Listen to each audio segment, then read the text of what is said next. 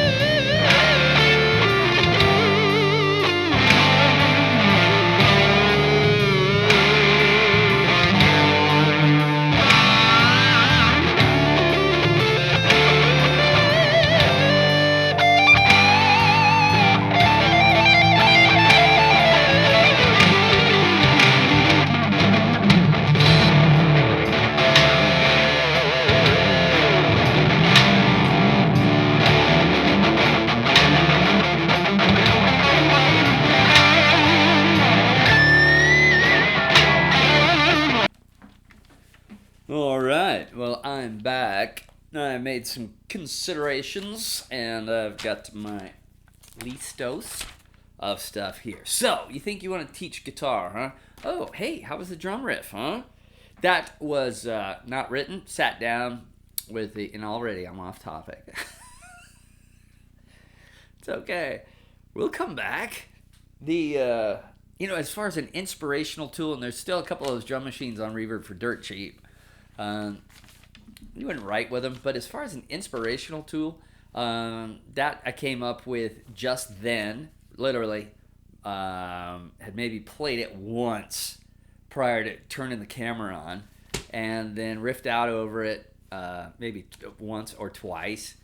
And then, but it's just, you never know, all those little tiny things can take you in so many cool directions that for just any drum machine, it doesn't have to be that one, but if you can get yourself a bass machine or drum machine, it's just great.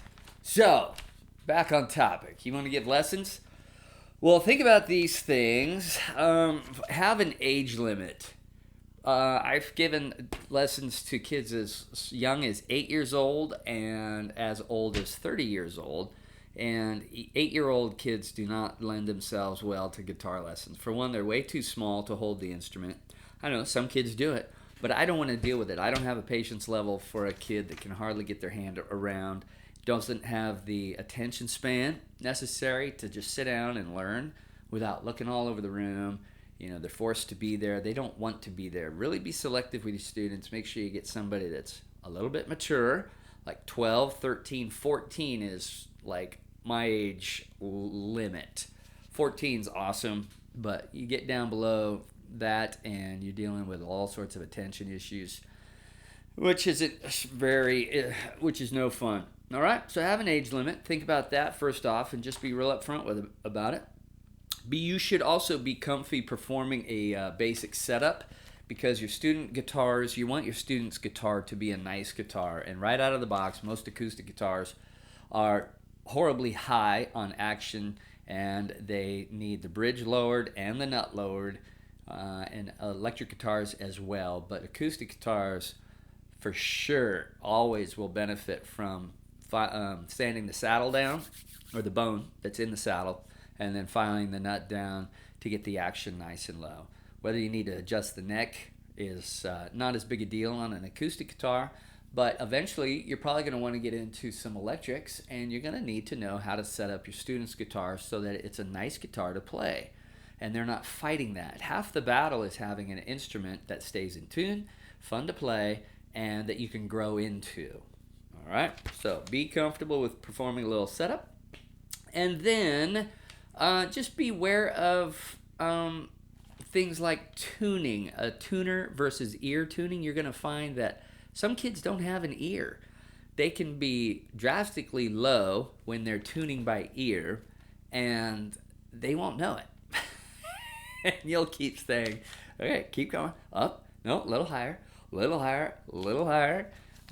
So you ought to recommend that they get a tuner, and you're going to have to teach them how to use it fairly quickly. Another consideration, how well do you like playing other people's songs? You're going to have to play a lot of Tom Petty. You're going to play a lot of just songs. I shouldn't just say names. Tom Petty songs are great. I'm not bashing that by any means, but you're going to have to play a lot of songs, modern day pop songs, and are you into that? That's your practice time that you're utilizing to learn a song somebody else wants to learn. Like Circles by Stone Malone. Is that it? It's not a real guitar song. It's C major 7 and F minor 7, and with F minor and a C major also, in there. But it's not a real guitar type song. Do you want to spend the time breaking that down? All right, you're going to have to. Or like Chlorine by 21 Pilots. It's not really a guitar song, but you can play it on guitar. You're going to teach what you want to teach, but in order to keep the student passionate about their lessons, you have to learn their songs as well. So be ready for that, and you need to keep a file of all sorts of songs. You need to have a book that you practice with. I have a book I wrote. It's only about 15 pages, 12 to 15 pages long, and yet it's a fixed set plan. It includes what I want to teach. So you need to be clear on that as well. Also, when you begin a lesson, be clear on what you offer and your style. Are you going to include finger picking?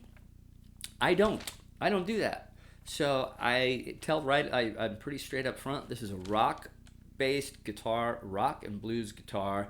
We'll get into modes, and we can play a lot of acoustic. But once we've learned our cowboy chords, for the most part, we're going to put the acoustics away, and we're going to slide over to some electrics. And be clear and upfront about what you're offering. Are you going to note read? Are you going to use tablature? Are you just going to use chords and dot charts? Be very be informed, and then tell the student and their parents what it is you're going to do. You're going to want to warm up, practice, and extend, which doesn't lend itself nicely to a 30-minute lesson.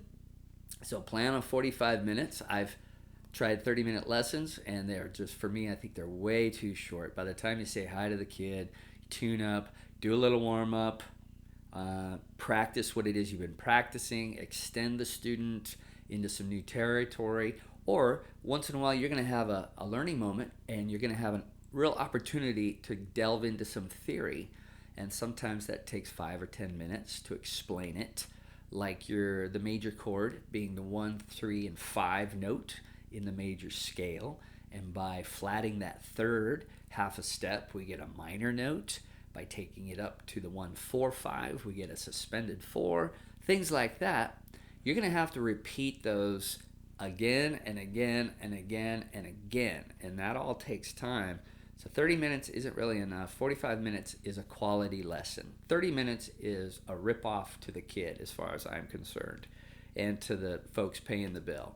They're in, you play a little bit, you give them something, and they're out. You've got to play that new thing and explain why you're doing it with the kid. So plan on 45 minutes. And these days, you're only going to get 20, 25, maybe $30 for that 45 minutes. So weigh that out. And with YouTube and everything that's available there, it's just amazing to me that people still want lessons. But what the role I play, the role you play, is to answer that question, well, why the heck am I doing what I'm doing?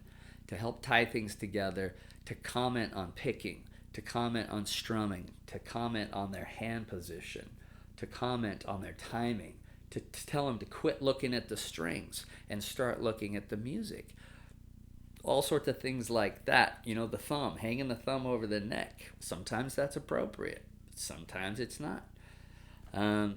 So there is still a role, but a really motivated kid doesn't need me to tell them anything about what they're doing. Gosh, YouTube's great. All right, now explain the difference early on, too. Explain the difference between being a practice buddy versus a teacher. So often a kid will come in and they think that time with you is when they should be practicing the song, when in reality they should have practiced it for the entire week. When they come back, they should have this down, and we should be jamming it and moving on. So be real clear about that so that you can have that discussion when they do show up and they haven't practiced. You can say, you've let me down, or you've let me down, or you've let yourself down. You don't want them to feel bad about it, but you do want them to feel some responsibility for their end of the deal. Which brings me to another note. Sometimes you're going to be disappointed in your student, and you don't want them to be crushed to the point where they give up. So that's a conversation I have with my kids too, is that there will be times when, because of what I want for you, I'm somewhat disappointed, but don't take it personally. It's because I have aspirations for you, and I want you to grow, and I want you to grow quickly. And everybody has to grow at their own rate.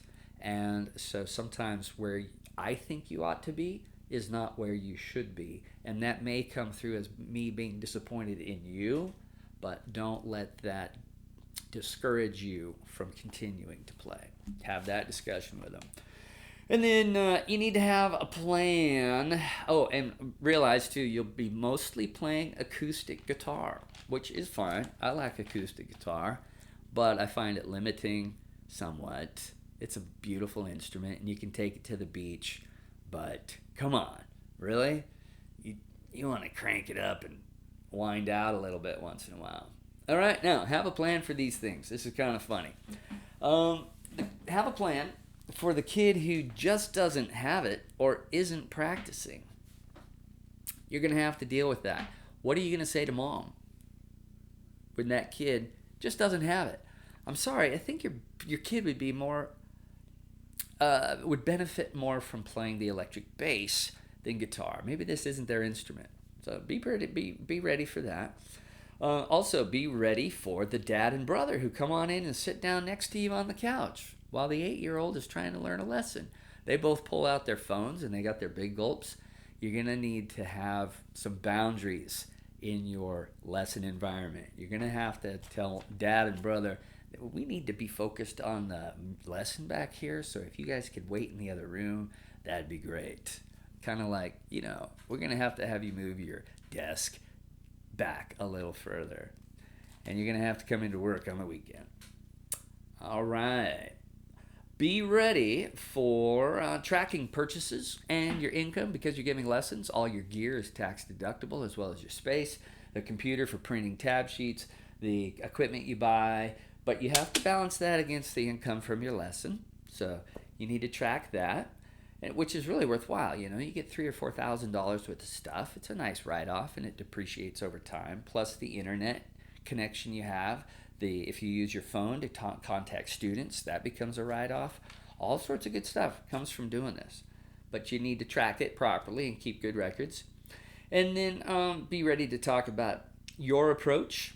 Like I talked about earlier, a note reading, tablature, barcodes and slides, pork chops and applesauce, adopt a book series or create one, but you do have to have something. And then how long do you plan to have a student?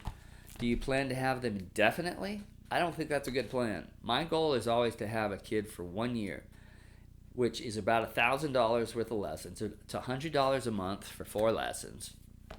Give or take a couple of weeks off. We're looking at $1,000. But in 1 year with a dedicated student, I ought to be able to convey everything I know and send that kid off with just a bucket load of stuff to practice. So that's my goal anyway. I don't want to just sit here and continue taking money from people. Regarding that, my goal is usually a year. Give me a year of your time, and I will turn you into a decent guitar player.